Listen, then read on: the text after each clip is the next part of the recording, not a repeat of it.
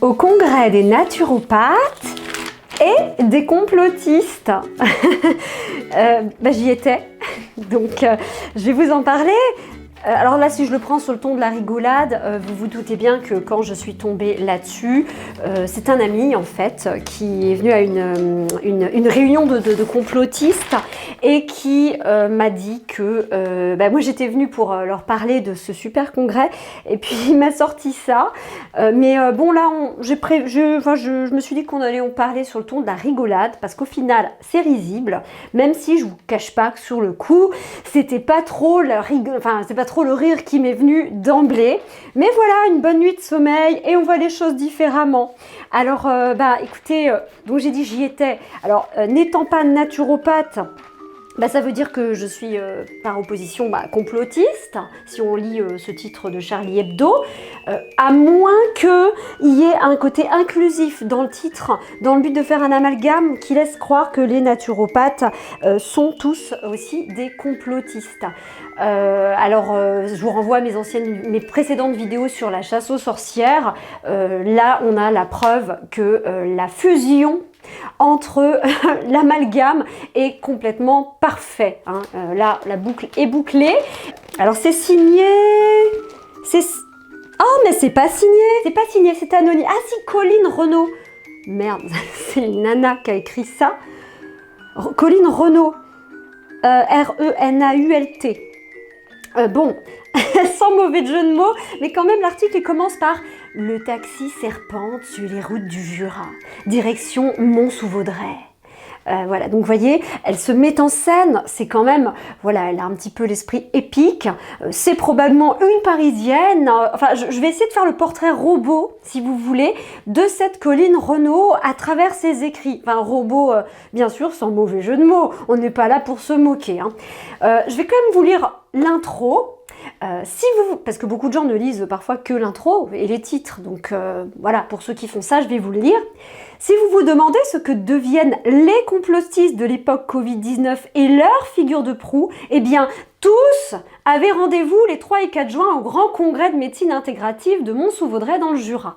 Alors tous, oui, je vous confirme, on était hyper nombreux. On s'est dit, mais vu le nombre qu'on est, je pense qu'en fait, on était nombreux parce qu'en fait, on était tous là. Je pense que les complotistes et naturopathes du monde entier étaient donc réunis. Donc, on est à peu près 4500 par jour, puisque c'était sur 2 jours. Voilà, donc on peut se compter, c'est pratique. Merci Colline Renaud. L'article qui est intitulé « Reportage ». Donc en fait, ça laisse entendre que la personne a vraiment été sur les lieux. Comme moi, ça tombe bien, on va pouvoir voir si on a vu, elle et moi, la même chose. Donc c'est très, vous voyez, c'est pas que de l'humour que je vais vous faire, c'est du philosophico-philosophique, là, aujourd'hui, attention. Donc ça commence comme un roman, libellé au présent, bien sûr, comme tous les bons polars, parce que quand même, elle a pris un risque, la Parisienne Colline Renaud, là, reportage envoyé spécial au dangereux congrès des dangereux naturopathes et complotistes. Donc, voilà. Mode roman. Le taxi serpente sur les routes du Jura, direction Mont-sous-Vaudrey, 1300 âmes partant calmes, plus du triple lors du 4e congrès de médecine intégrative et son festival du bien-être. Vous vous rendez compte le nombre d'ennemis là? Bref. Et déjà, les questions pleuvent. Alors, première question que se pose Colline Renaud. Pourquoi diable cet événement est-il organisé au fin fond des plaines franc-comtoises? Oui, la pauvre, vous imaginez, la pauvre Parisienne, elle est obligée, on l'envoie.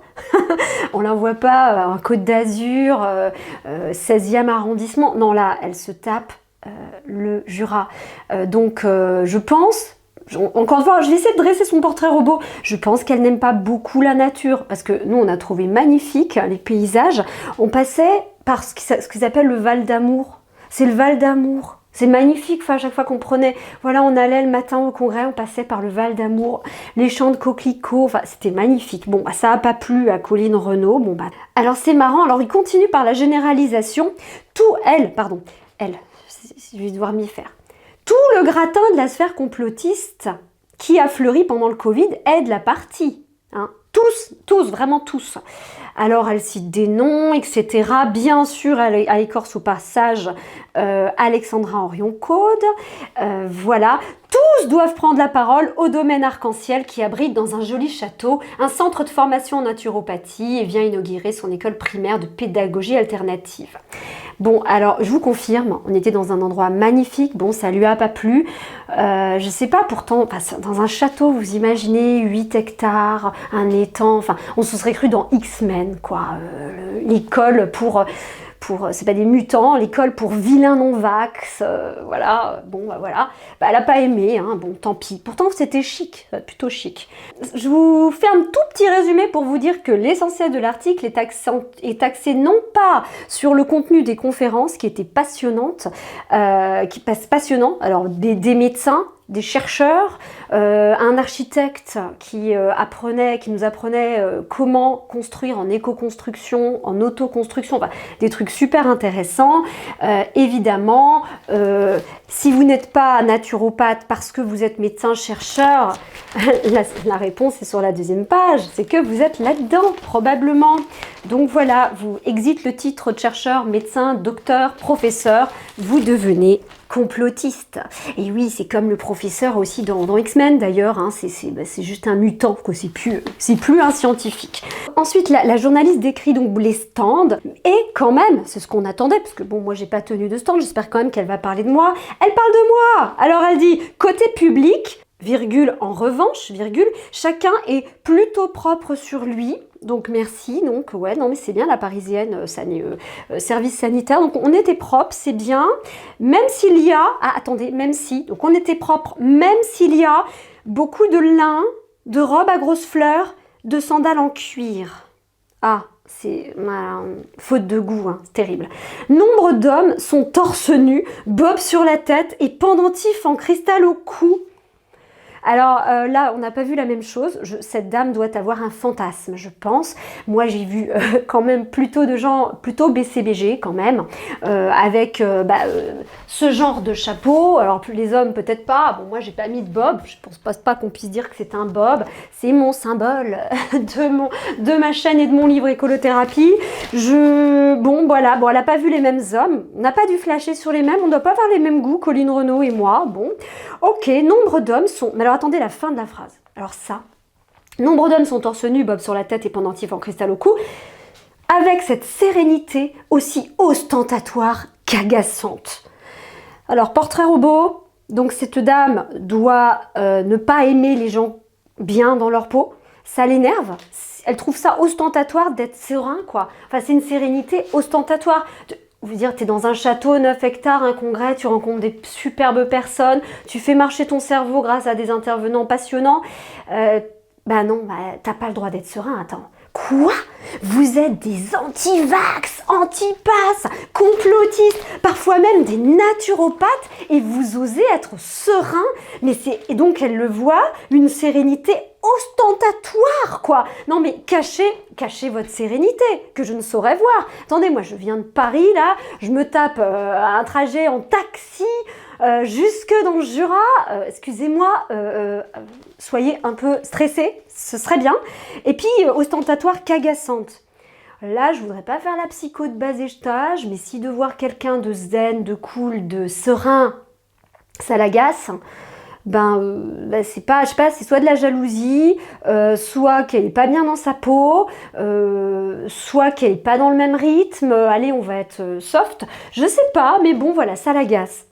Franchement, quand vous lisez ça, là, ça m'aide à en rire. Franchement, c'est quand même énorme. C'est donc, elle critique à fond tout ce qu'elle voit, les stands, tous les produits proposés qui vendent de l'eau purifiée, des osmoseurs, des cristaux, des bols chantants. Elle se moque de ça en écrivant « Après m'être presque laissé tenter par une séance d'hypnose rétrospective. » Elle n'a pas testé.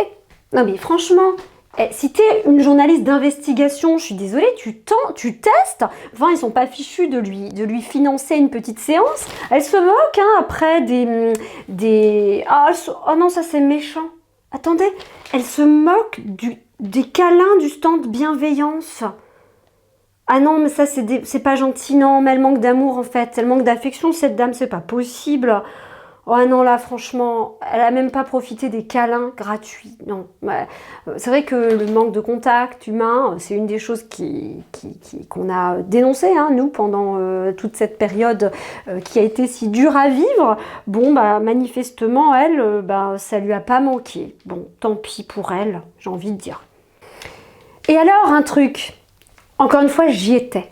Encore une fois, je connais. Encore une fois, je fais du yoga. Hein. Vous allez voir pourquoi je vous le dis. C'est parce que, bah, attention, journaliste d'investigation, donc elle va interviewer des gens. Et là, franchement, ce qui va suivre est de la fiction. Quand je vous parlais de roman polar avant, c'est de la fiction. Ce n'est absolument pas possible qu'elle ait véritablement recueilli le témoignage qu'elle prétend avoir recueilli. Je vous fais lire. Alors, elle s'appelle Sandrine, tient un centre de yoga dans le Jura, elle a 57 ans et veut bien reconnaître, elle lui a fait pourquoi veut bien reconnaître, enfin on est obligé était sous pression, on lui a mis sur une chaise en disant tu vas avouer, bon bref, veut bien reconnaître que tout cela, entre guillemets elle cite, tient un peu du folklore.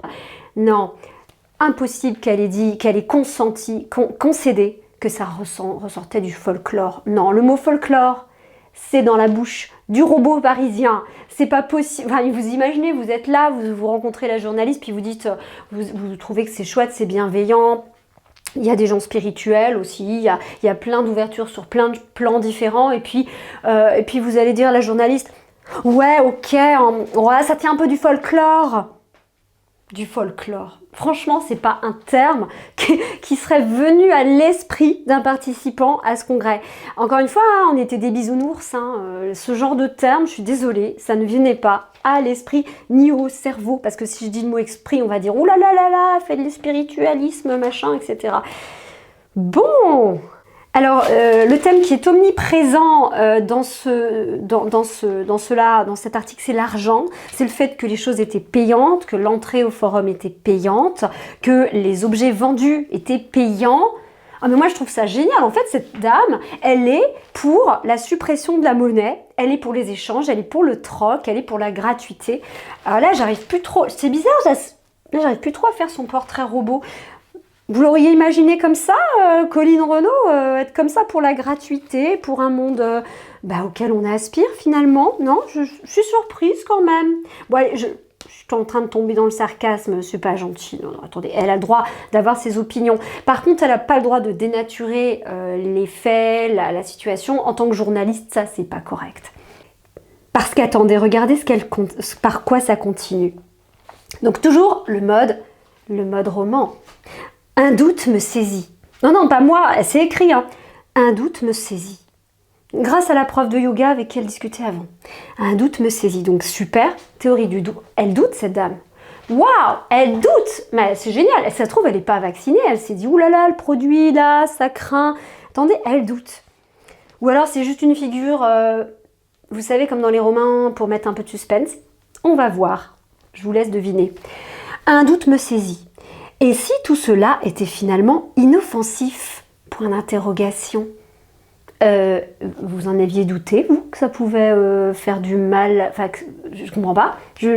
Ça vient faire quoi, ça? Vous avez vu cette manière d'amener habilement le lecteur à avoir un point de vue qu'il n'est pas censé avoir? Parce que, je suis désolée, 4500 personnes humanistes réunies dans un magnifique château, en train de réfléchir à un avenir, essayer de réfléchir à ses réflexes conditionnés, s'ouvrir à d'autres choses.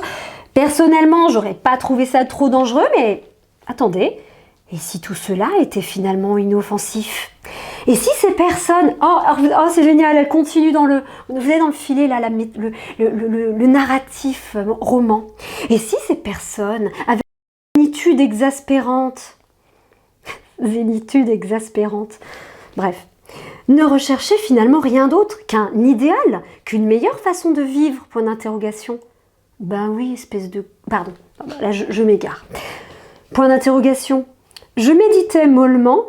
Oh purée, elle s'est mise à la méditation. Mais vous avez vu la force de vibration quantique dès 4400 Complotiste quand même. Hein. Bref, allez, j'arrête. Je veux pas me moquer de nous-mêmes, c'est pas le but. Bref. Je méditais mollement. Donc bon, mais la méditation, hein, c'est mou. Hein. C'est pas ça qui va vous faire gagner des KF de milliers à la fin de l'année hein, pour payer votre appart parisien. Hein. Bref. Je méditais mollement lorsqu'Alexandra Henrion-Caude, ah tiens, de nouveau elle a de la chance, elle est citée 2 fois. Faut dire que elle les a aussi un petit peu provoqués, hein. C'est sa faute. Hein. Je veux parler de Charlie Hebdo, qui donne des leçons aux libraires de ce qu'ils ont le droit d'accompagner et de ce qu'ils n'ont pas le droit d'accompagner. Ouais. Donc, lorsqu'Alexandra Henrion-Caude, la généticienne renommée, a pris la parole. Je vous préviens, ça va être un peu scientifique, prévient-elle. Vous me connaissez d'ailleurs, je ne m'appuie que sur des thèses scientifiques. Oui. S'ensuit l'habituel laïus. Quel rapport avec les questions qu'elle a posées avant, si c'était inoffensif, bon bref. S'ensuit l'habituel laïus sur la sacralité des gènes humains. Les gènes humains, oui, elle a en fait, Claudie Henrion-Caude, elle a évoqué la nécessité peut-être de protéger le patrimoine génétique de l'humanité comme patrimoine mondial de l'UNESCO. Je trouvais ça très beau parce qu'effectivement, jouer avec les gènes qui sont un héritage, elle explique bien, c'est effectivement scientifiquement prouvé, tout cet héritage qui se fait sur plusieurs générations, je trouvais ça super. Bon, c'est pas l'avis de Colline Renaud, elle aime pas, ça l'agace. C'est comme la sérénité, elle aime pas, bon. S'ensuit l'habituel laïus sur la sacralité des gènes humains. Oh, mais franchement, on va pas nous embêter avec ça, hein. On modifie l'ADN et puis merde. Pardon. Je m'égare, je ne voulais pas devenir. C'est dur, hein.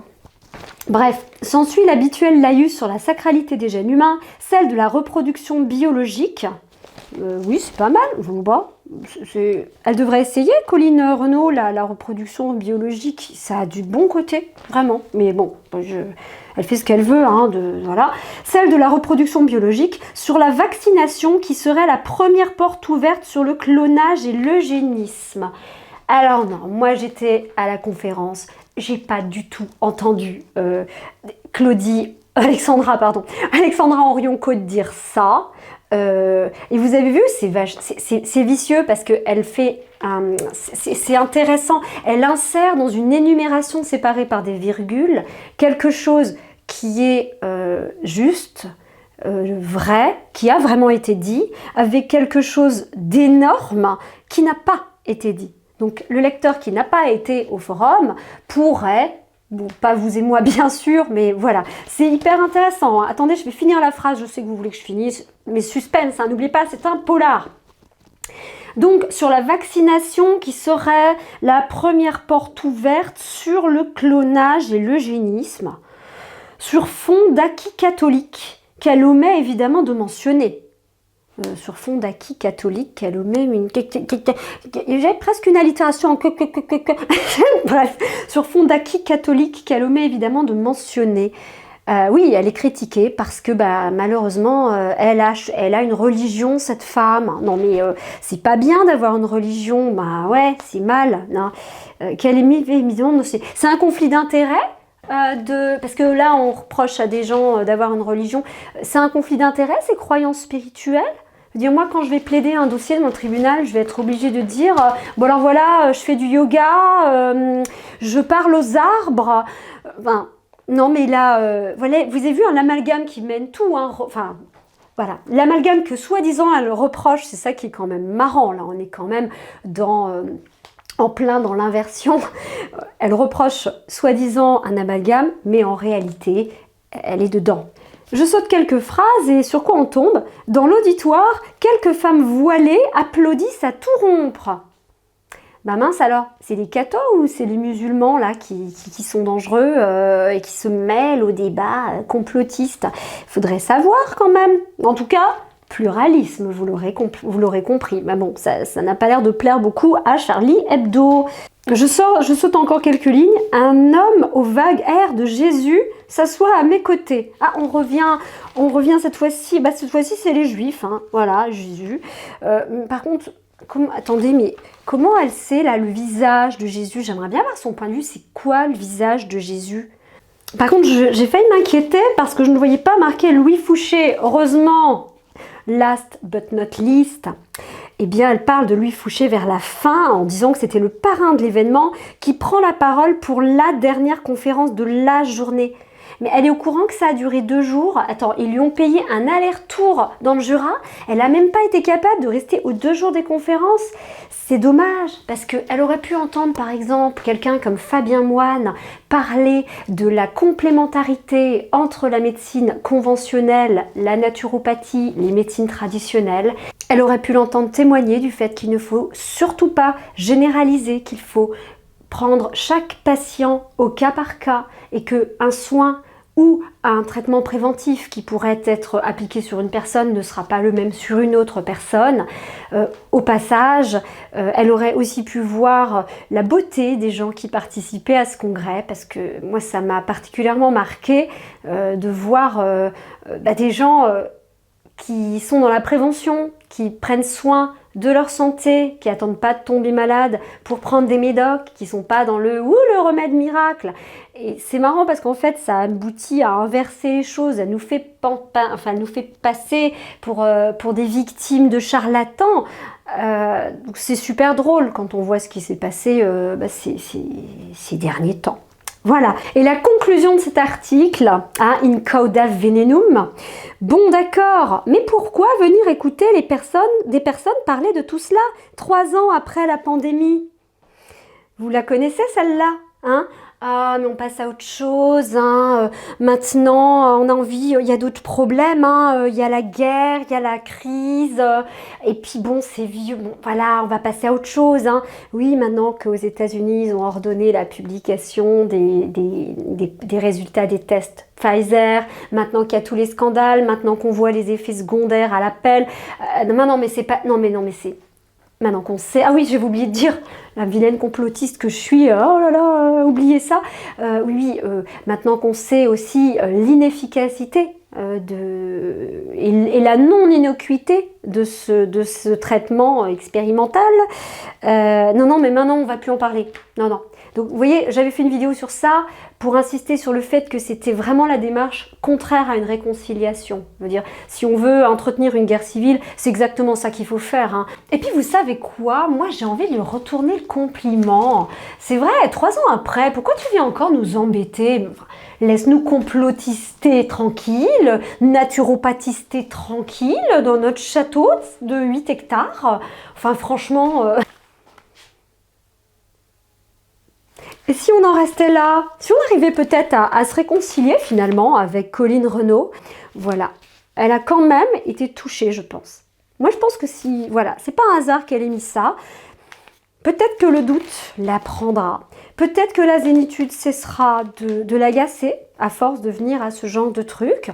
Voilà. Mais... moi, je l'invite à me répondre, hein, si elle tombe sur ma vidéo. Hein. Colline, si tu m'écoutes, c'est sans rancune, parce que moi, je suis bien, je suis en bonne santé, j'ai de la chance. Après, c'est pas le cas de tout le monde. J'aime bien être dans la prévention, je trouve que c'est chouette de pouvoir réfléchir aussi dans une logique de prévention, et que c'est totalement inoffensif. Pour répondre à sa question, oui, c'est inoffensif.